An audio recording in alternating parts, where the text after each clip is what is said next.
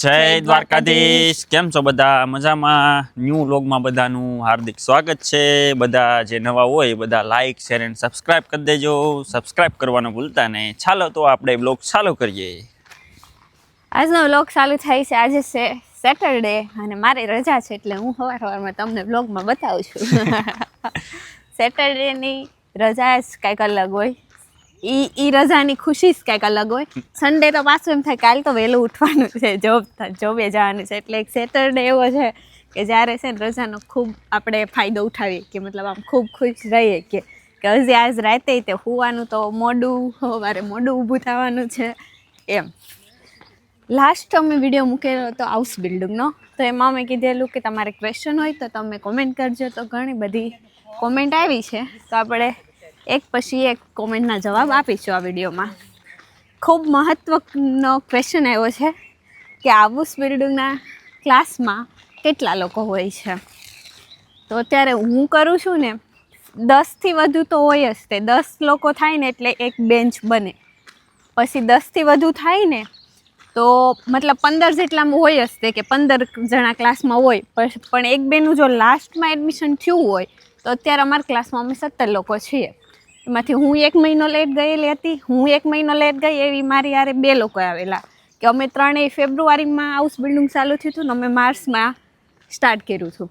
અને મારા 1 વીક પછી પાછી એક છોકરી આવી કે એ રીતે માર્ચમાં ચાલુ કર્યું બીજા વીકથી. તો એવી રીતના છે ને અમે અત્યારે 17 લોકો છીએ, પણ અમારો ક્લાસ બહુ મોટો છે. પછી એમાં જ મારી સ્કૂલમાં નાના ક્લાસે છે, તો એમાં મને ખબર છે હું 2-3 ક્લાસને ઓળખું છું. એકમાં 12 જણા છે, એકમાં 14 છે અને મારામાં 17 છે. બસ એટલી ખબર છે. એટલે આપણે છે ને અંદાજ એમ રાખવાનું કે 15 જણા હોય હાઉસ બિલ્ડિંગના ક્લાસમાં. એટલે જે ભાઈ કોમેન્ટ કરીએ છે કે એનો ડાઉટ સોલ્વ થઈ ગયો હશે. હા, હવે આગળનું ચેતન બોલશે ઘડીક. એટલે અહીંયા બધા લેંગ્વેજ શીખવા જાય ને નાઈ તારે કેટલા હતા? હા, લેંગ્વેજમાં 14 ફિક્સ, VSSમાં 14. એમાં ફિક્સ હોય કારણ કે એમાં 14 VSS સ્ટૂલ જ હોય છે. VSSની સ્કૂલમાં છે ને બધામાં 14 ખુરશી જ હોય છે. મતલબ મેં જ્યાંથી કર્યું છે ત્યાંથી. પછી મોટા ઓલા હોય, જેમ કે મોટી સ્કૂલ હોય તો ના વધુ હોય તો એ ખબર નહીં, પણ મેં કર્યું ને એ નાની એવી સ્કૂલ છે અને ત્યાં હરેક ક્લાસમાં 14 જ ખુરશી છે. એટલે આપણે 14 લોકોને જ હોય. બસ બાકી જો આપણે કોલેજની વાત કરીએ તો કોલેજમાં તું કોઈ કેતી કોલેજ ગઈ? મને અંદાજ છે ખબર. કેટલી છે કેલે? 14. કઈ કોલેજમાં 14? અમારે તો 50 બેઠા હોય. હોય એટલું, હા, એટલી બેઠક હોય, 50 જેટલી બેઠક હોય. ને આવતા કેટલા? જેટલા ફૂલ. અરે હમાય ની તો અહીંયા હેઠે બેઠા હોય એલા બે આપણે વાળા. ખોટું બોલામાં લે હેઠે બેહે કોઈ. હું અરે એક વિડિયો આવ્યો હતો એકવાર ઇન્સ્ટાગ્રામમાં. કઈ કોલેજ નો છે ખબર નથી. આપણે જોયેલો ન હોય ને એટલે એ આપણે નહીં કહેવાનું. આપણે જે નજરો સામે જોયેલો હોય ને એટલે તમે તમારા ક્લાસનું પણ હા તો અમારા ક્લાસની વાત કરીએ તો અમારા ક્લાસમાં ફૂલ જ હતા. અમારા ક્લાસમાં 30 થી 35 લોકો છે. કેમ કે હવે હું સંખ્યા ઘટતી જાય છે એડમિશનની. કારણ કે એવું બધાને આવવા વાળા ઘટતા જાય છે. હા, કે પ્રાઇવેટમાં નો કે ગવર્નમેન્ટમાં આવાય એમ. ગવર્નમેન્ટમાં મળે તો જ તમારું કંઈક ઊભું થશે. બાકી જેને એમ છે કે ફટાફટ જર્મની વયું જવું છે, પ્રાઇવેટમાં લઈ લેવું છે, તો પ્રાઇવેટમાં આવશો. વરસ તરત વયું જાહે. 2 વર્ષનો કોર્સ છે તો 2 વર્ષ તરત વયા જશે, ખબર નહીં પડે. જોબ સિકર આવી જશે, જોબ સિકર પૂરા થઈ જશે, પણ તમને ફિલ્ડ રિલેટેડ જોબ મળશે નહીં. એટલે પ્રાઇવેટમાં આવતા પહેલાં બધા એકવાર જરૂરથી વિચારજો. જે પૈસા નાખો છો ને એ ઊભા કરવામાં પછી પ્રોબ્લેમ થશે. અત્યારે તો અમે બધાને એમ જ કહીએ કે ભાઈ તમે 6 મહિના મોડા આવો, પણ ના તમે થોડુંક શીખીને આવો લેંગ્વેજ, તો તમને ફટાફટ શું કહેવાય કે જોબ તને પાર્ટ ટાઈમ જોબ ઝડપથી મળી જાય. હા, ને એવું નથી કે તમે પૈસા ઊભા ન કરી શકો. પૈસા ઊભા કરી શકો, પણ તો તમે પછી છે ને તમારી ફિલ્ડ જોબ કે તમારો ભણવામાં ધ્યાન નહીં આપી શકો. એટલે જો એક જ વાર કમાવા સાઈડ નજર ગઈ તો પછી પૈસા જ દેખાય. જેમ કે હું છું, ખબર જ છે, મેં આગલા વિડીયોમાં હું કીધું છે એમ કે પૈસા દેખાઈ જાય પછી પૂરું. એટલે છે તને મારી પાસે પેલા જોબ નથી કરાવી. કેમ કે હવે ફૂલ ટાઈમ વાળાને છે ને જોબ ઝડપથી મળવાના ચાન્સ વધારે હોય. પાર્ટ ટાઈમ કરતાં જેને વીકના, કેમ કે ડિપેન્ડમાં આપણી જે લોકો આવે એ બધા વીકની 40 કલાક કરીએ કે કેમ કે આ લોકોને પેલા ફૂલ ટાઈમ વાળા જ ગોતતા હોય. એટલે ઝડપથી મળી જાય તો તે ક્યાં મેં આને જોબ જ નથી કરવા દીધી. એટલે અત્યારે મારું હાઉસ બિલ્ડિંગમાં એડમિશન છે અને મારો 1 મહિનો મતલબ મારું રેડીથી હવે બધું હાલે છે, સેટ થઈ ગયું છે અને મને મજા આવે છે. પછી હવે આપણે બીજો આવી question. હા બીજી કોમેન્ટ એ હતી કે જોબ કઈ રીતે ગોતવાની, કઈ રીતે આપણે મતલબ બધી જગ્યાએ જઈએ કે જેમ કે સ્કૂલ મળી. તો અમારું જ અમે ઉદાહરણ દઈએ કે મને સ્કૂલ મળી ગઈ હતી અને મારી સ્કૂલ ચાલુ થઈ ગઈ હતી, તો એ લોકોએ મને સ્કૂલવાળાએ 1 મંથ વધુ આપ્યો હતો કે તમે તમારી જોબ ગોતો, જો તમને મળે તો તમે 1 મહિનો લેટ બી આવી શકો છો.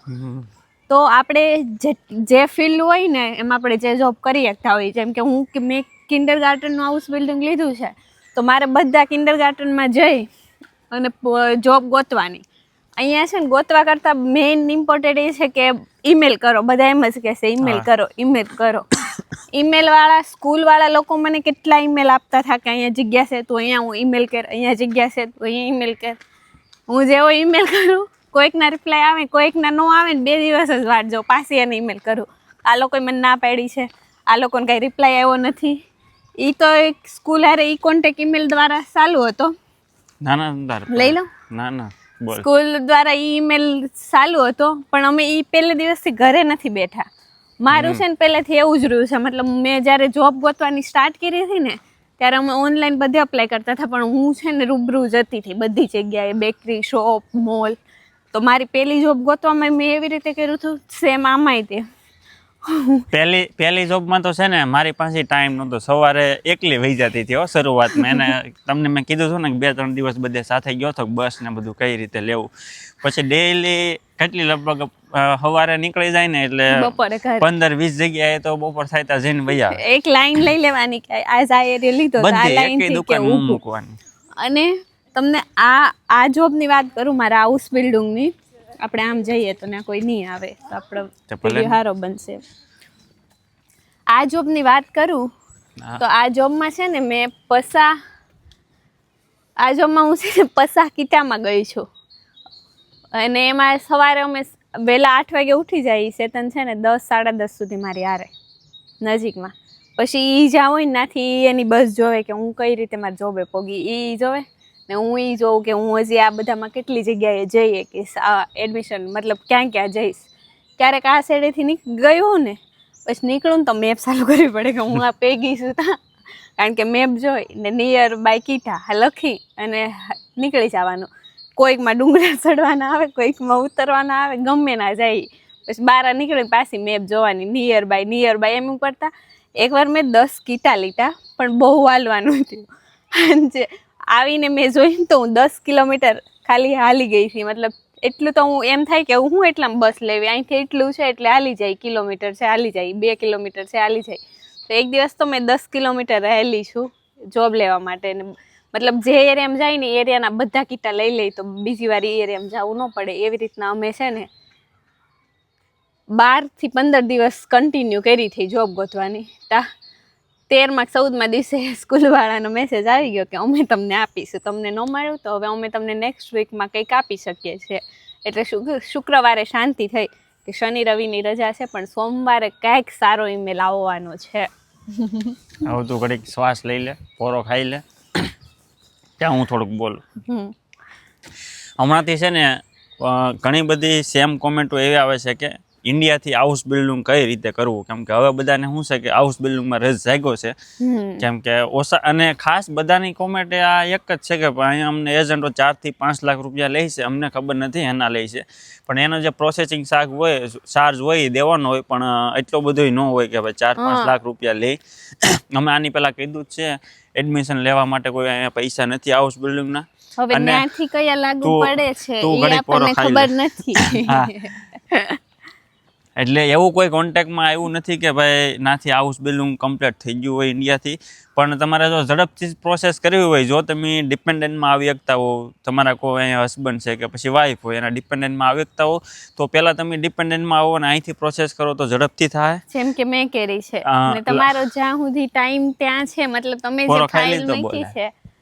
જે ફાઇલ મૂકી છે, એ ફાઇલ મતલબ ડિપેન્ડન્ટની ફાઇલ મૂકી છે અને એને જો ટાઈમ હોય ને ત્યાં સુધીમાં B2 ક્લિયર થાય એમ હોય ને તો પહેલાં B2 કરી દો, એટલે તમે અહીંયા આવીને સીધા જ બધે હાઉસ બિલ્ડિંગમાં અપ્લાય કરી શકશો. ને એ ન થાય એમ હોય ને જો હજી બી હાઉસ બિલ્ડિંગમાં વાર લાગતી હોય તો બીજો ઓપ્શન છે લેંગ્વેજ કોર્સ. તમે લેંગ્વેજ કોર્સ પર આવો, એની ફી એટલી બધી નથી હોતી, એમાં બ્લોક અકાઉન્ટ આવે છે પણ એની ફી એટલી નથી હોતી. તમે લેંગ્વેજ કોર્સ પર આવો, તમારી લેંગ્વેજ પૂરી કરો અને તમે અહીંયા હાઉસ બિલ્ડિંગમાં એડમિશન લઈ શકો છો. પછી હવે બીજો ઓપ્શન એ છે, જો ડિપેન્ડન્ટમાં ન થાય એમ હોય તો પછી આવો તમે લેંગ્વેજ સ્કૂલ ઉપર. લેંગ્વેજ સ્કૂલનું લાસ્ટ કાલના વિડીયોમાં મેં તમને કીધું એમાં ડિપેન્ડ કરે તમારે કયા લેવલથી કરવું છે. નાથી એડમિશન લેવા માટે તમારે A1 કમ્પ્લીટ કરવું પડશે. પછી તમારે જો A2 થી માંડીને ક્યાં સુધી કરવું છે એ પ્રમાણે તમારી ફી રહે. એ લોકો 1 વર્ષમાં કમ્પ્લીટ પછી કરાવી દે કોર્સ. એટલે ટૂંકમાં તમારે અહીંયા આવીને તમે લેંગ્વેજ કરી શકો અને B1 કમ્પ્લીટ થઈ જાય એટલે તમારે પ્રોસેસ ચાલુ કરી દેવાની. પછી જ્યાં B2 રિક્વાયરમેન્ટ લગભગ મોસ્ટલી બધી જ્યારે B2 રિક્વાયરમેન્ટ જ છે. અને આ બ્યુરો વાળાને અમુક હાઉસ બિલ્ડિંગ એવા છે એમાં C1 બી જોઈએ છે, એવું નથી કે B2 છે. પણ B1 ડિપેન્ડ કરે તમારે એમાં લેવું છે. ને પ્લસ તમારું એ બધું જોવે કે તમે વાત કઈ રીતે કરી શકો છો. મારું આ B1 ઉપર એડમિશન થઈ ગયું છે આમાં, પણ લાસ્ટમાં જ્યારે મને જોબ દેવાની આવી હતી, કારણ કે સ્કૂલવાળા લોકો આરે તો હું કેટલી 3-4 વાર સ્કૂલ લાઇટરીને તો મળવા ગયેલી, ઇન્ટરવ્યૂમાં ગયેલી, તો એને મારી લેંગ્વેજની ખબર હશે એટલે હું તો સારી રીતે વાત કરું છું એમ. પણ એ મને લાસ્ટમાં પૂછ્યું કે તમે મને જણાવી શકો છો કે તમારો B2નો કોર્સ ક્યાં પૂછ્યો છે?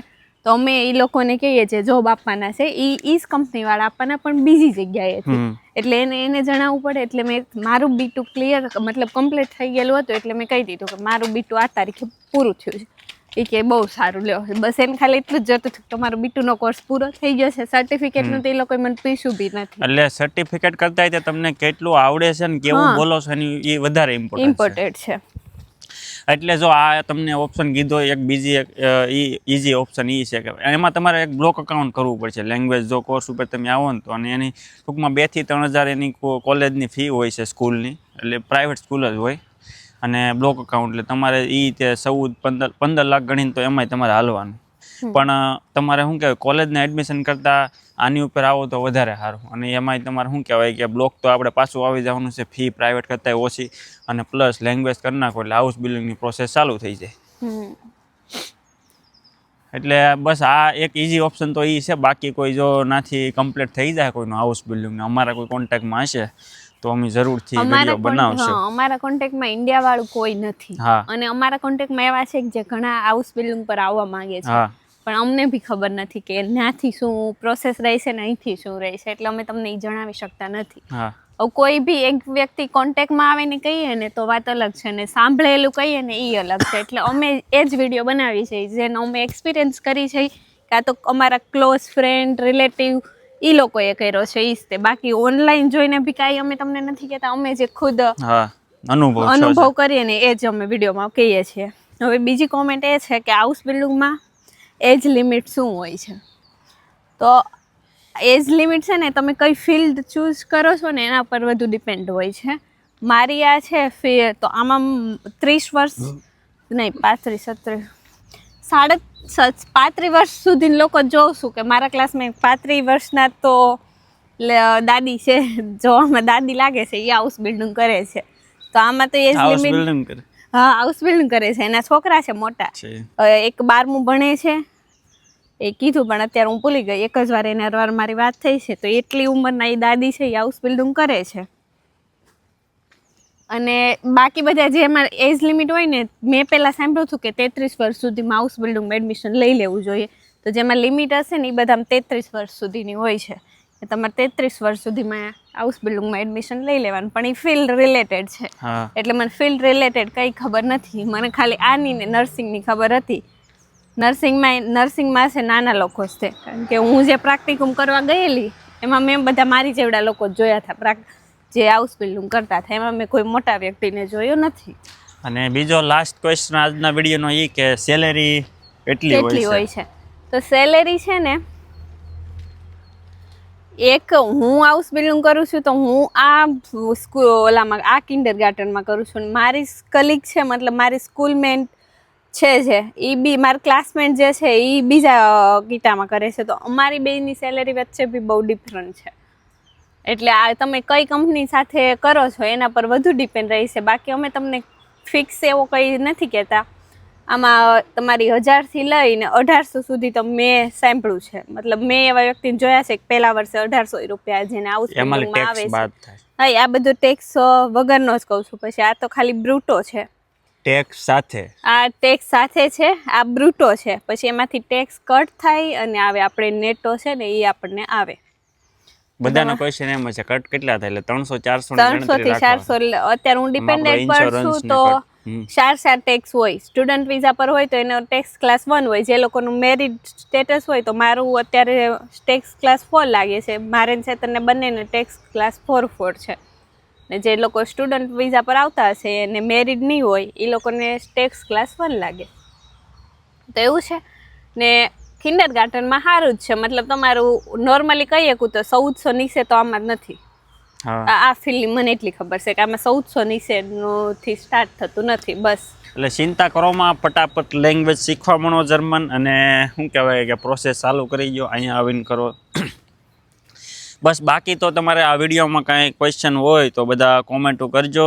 જે ઘણા બધા લોકોએ કોંગ્રેચ્યુલેશન ને સારું બહુ સારું કીધું છે. બધાયને લખ્યું છે તો ખૂબ ખૂબ આભાર. ખૂબ દિલથી આભાર. બીજું તો શું કહેવાનું હતું બસ લગભગ તો કાંઈ બાકી નથી રહેતું. કોમેન્ટો કરી દેજો આપણે એના જવાબ આપી દઈશું પાછા એમાં.